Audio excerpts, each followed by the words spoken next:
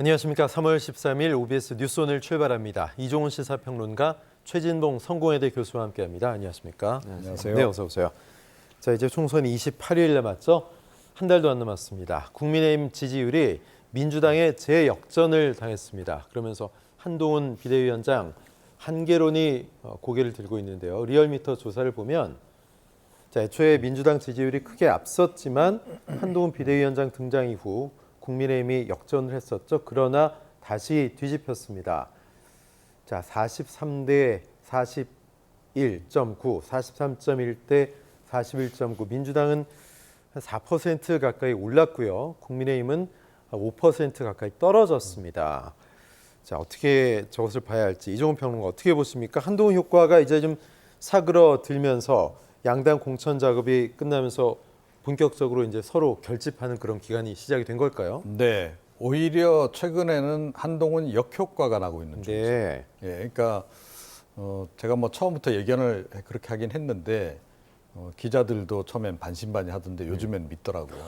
뭐냐면 한동훈 위원장은 그 어투가 어법이라든가 이런 것이 뭐 처음 듣기에는 굉장히 그동안 안 들어보던 그런 화법이어서 색다르긴 한데 한참 듣다 보면 굉장히 조금 좀 실증나는 피로감이 있는 피로도가 높은 그런 그 화법을 쓴다. 그러니까 머리를 한두 번 굴리지 않으면 바로 딱 들어오지 않는 그런 부분이 있을 거다라고 이제 그렇게 제가 이제 예견을 했는데 뭐 그런 부분이 일단 작동하는 거고 그다음에 한동훈 위원장이 의외로 사실은 말실수를 많이 하고 있어요.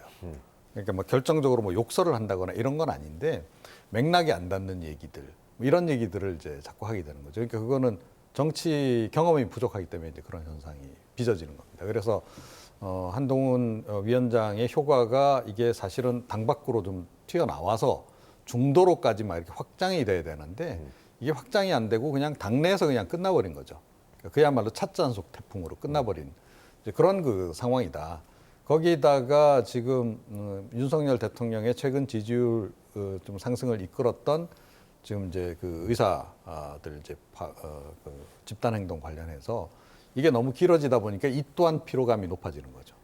네, 그래서 만약에 이게 계속 이어진다라고 한다면 절대로 지금 정부 여당에게 유리하지 않다.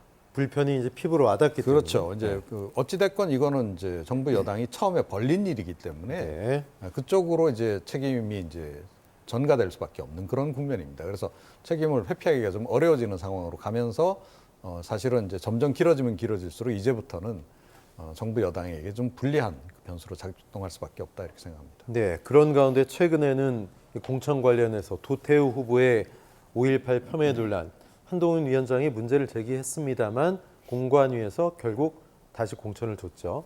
그러면서 한동훈 리더십이 흔들리는 거 아니야 이런 분석도 있습니다. 최 교수는 어떻게 보세요? 뭐 저는 그런 문제가 있다고 봐요. 특히 5.18 관련해서는 국민의힘의 전신 당부터 계속 문제가 돼왔지 않습니까?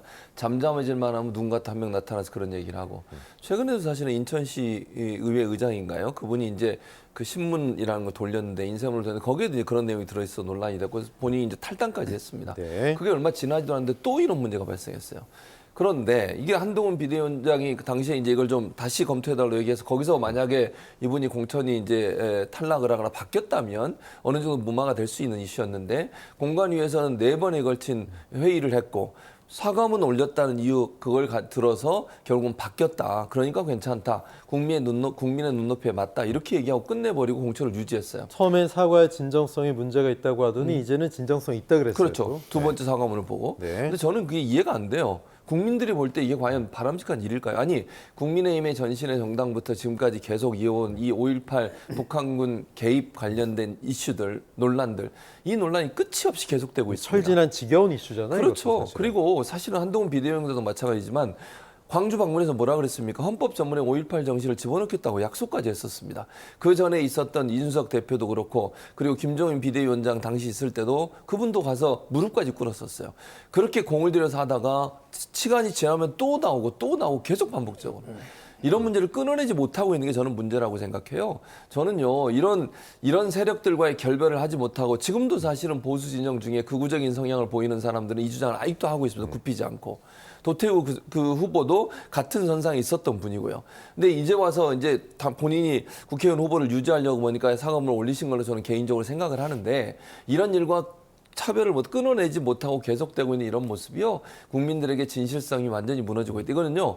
호남에서의 실망감을 넘어서 전국적으로 실망감을 줄 수 있는 이슈다.